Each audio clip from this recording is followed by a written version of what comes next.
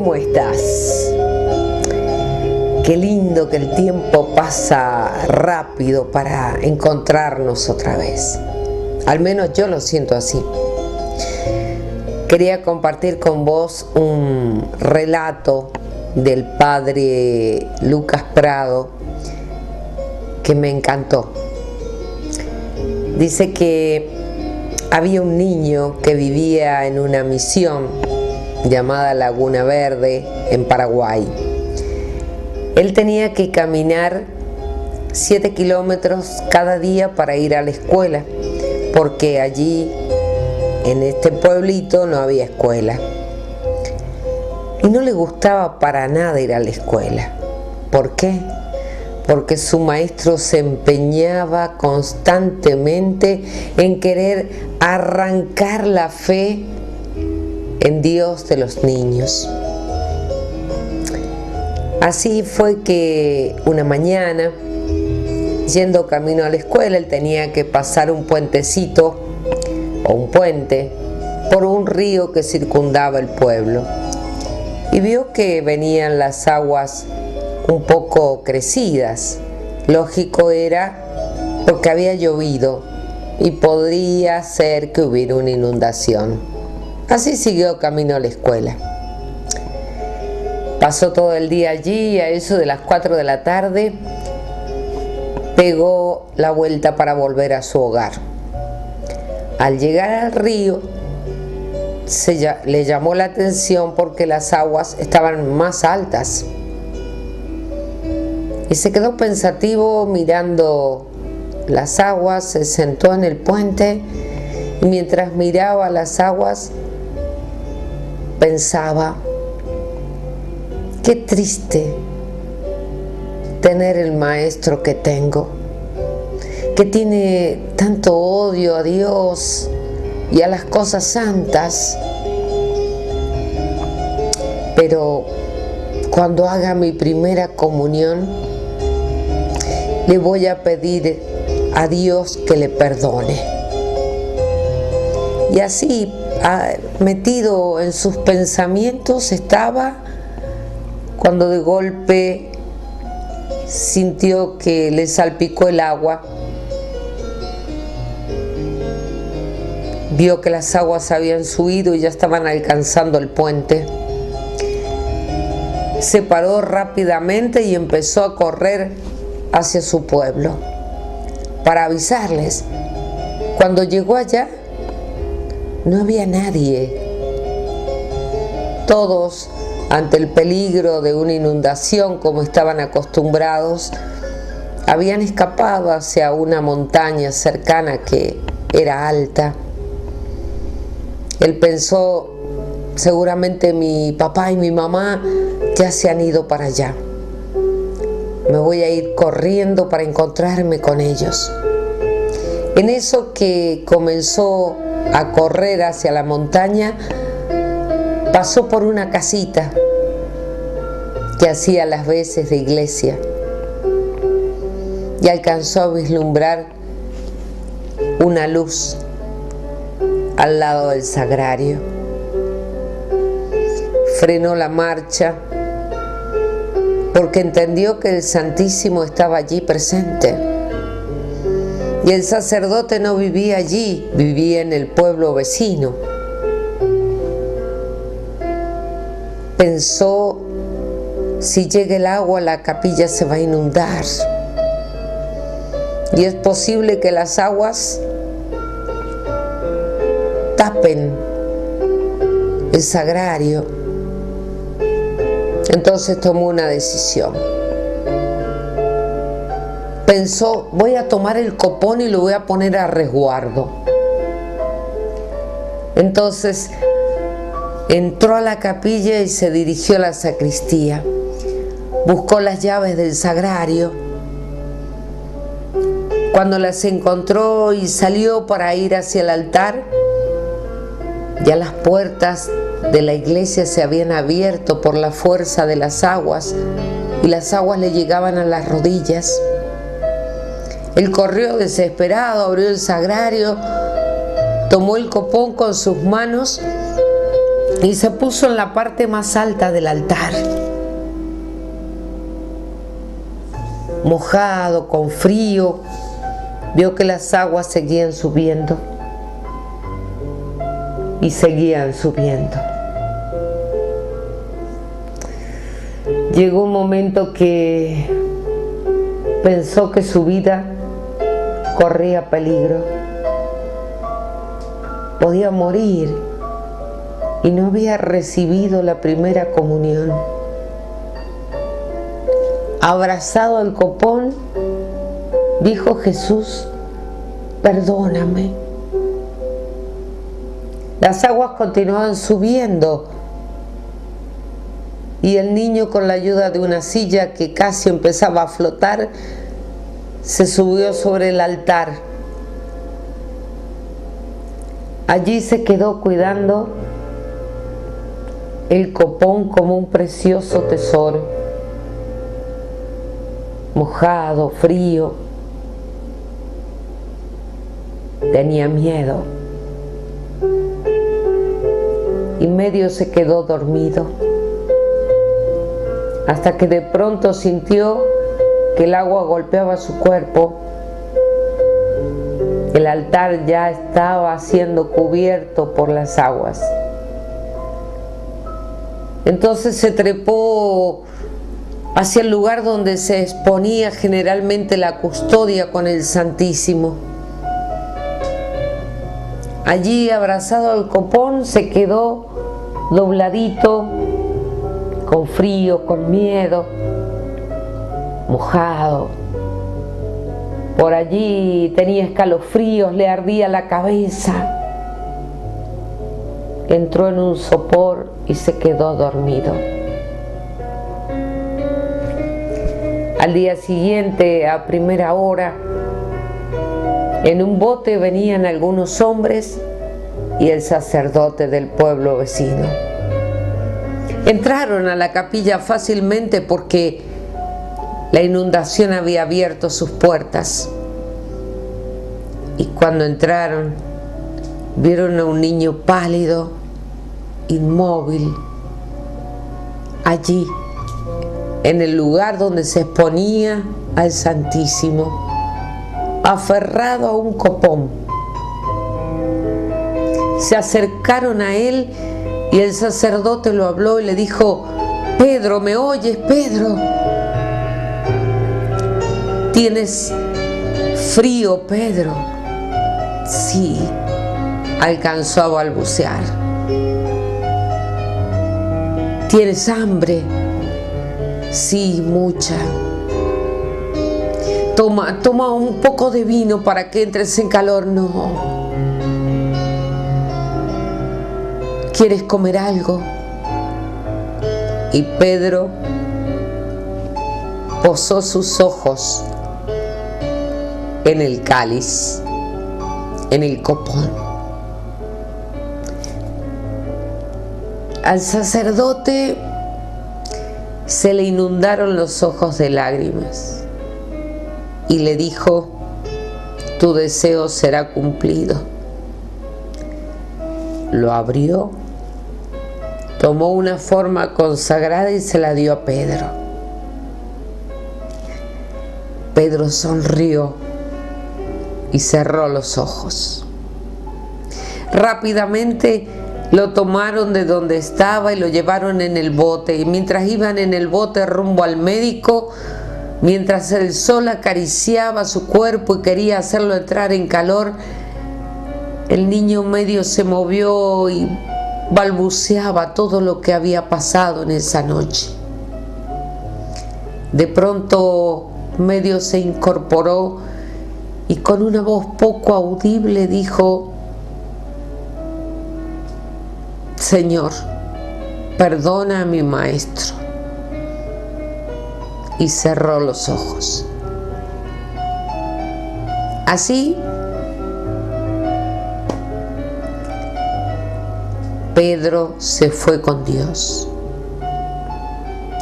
Reparó los pecados de su maestro y salvó a Dios de las aguas. Lo pensamos, dale.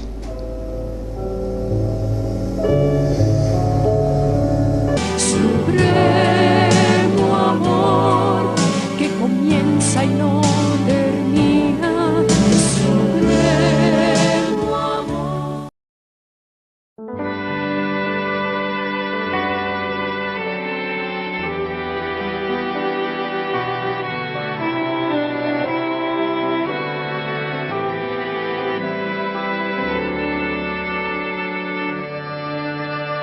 Jesús, aquí presente en forma real, te pido un poco más de fe y de humildad. Quisiera poder ser digno de compartir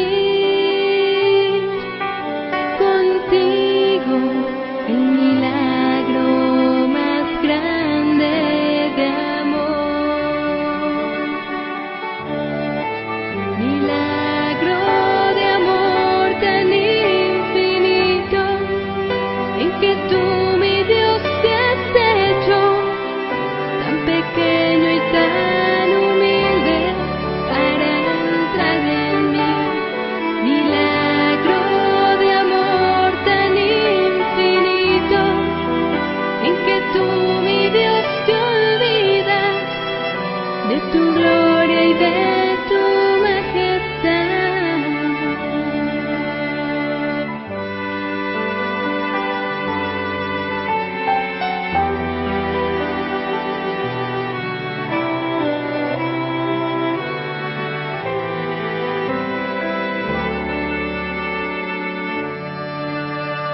Y hoy vengo lleno de alegría a recibirte en esta Eucaristía.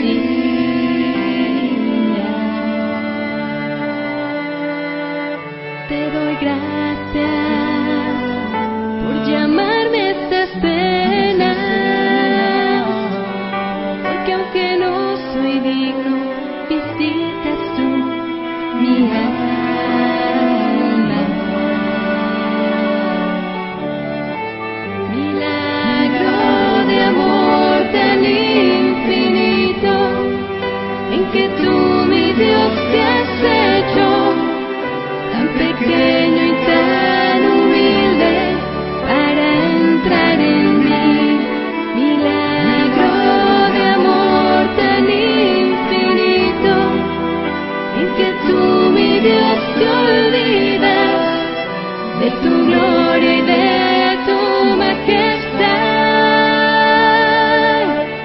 Milagro de amor tan infinito, en que tú, mi Dios, te has hecho tan pequeño y tan humilde para entrar en mí.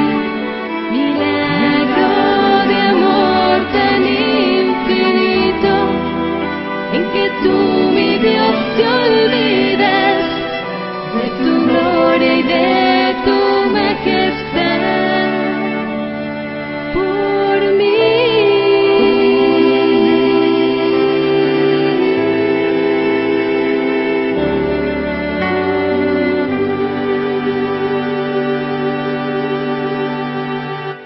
Supremo amor que comienza y no termina. Supremo amor.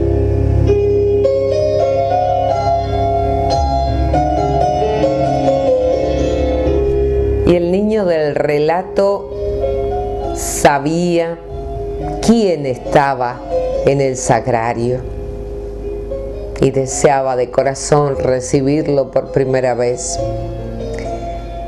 Él llegó a arriesgar su vida con tal de resguardar a aquel que estaba presente bajo la humilde especie del pan, que no era pan. A Pedrito le dolía las ofensas, las injurias y el rechazo de aquellos como su maestro contra Dios. Y todo esto me hacía pensar, ¿no? El ser humano rápidamente pierde la capacidad de admiración de lo que tenemos, de lo que adquirimos. Al principio estamos chochos, pero pasan los días y ya como que nos acostumbramos, no vemos lo tan lindo que vimos antes, lo vamos dejando de lado y hasta a veces somos indiferentes a su presencia o no. Y pensaba, nosotros, vos, yo, ¿somos conscientes de a quién vamos a recibir cada vez que comulgamos? Lo recibimos por costumbre. Recibimos a Jesús Eucaristía porque, bueno, confesamos y eso nos habilita para recibirlo. La pregunta es, ¿qué me lleva a comulgar? ¿Qué te lleva a comulgar? Y la respuesta es una: el encuentro real con Cristo. Si bien todos sabemos que el catecismo en el numeral 1373 y 1374 nos dicen que hay muchísimas formas de encuentro con el Señor, en la palabra, en la oración, en el encuentro de verlo a Cristo, en los enfermos, en los pobres, en los presos, en los sacramentos, en la misa, pero por sobre todo, dice, por excelencia, la presencia de Cristo está bajo las especies eucarísticas, por excelencia. Entonces, si nosotros reconocemos que la Eucaristía está Cristo presente, vivo, real, en cuerpo, sangre, alma y divinidad, ¿por qué vamos a recibirlo en una forma displicente? A veces mientras se va a recibirlo, se va saludando. Hola, chau, tocamos a uno que está sentado en un banco. Algunos hasta van masticando chicle o comiendo un caramelo, sin el recogimiento, sin el respeto, ni la reverencia que se merece el Señor de señores, el Rey de reyes.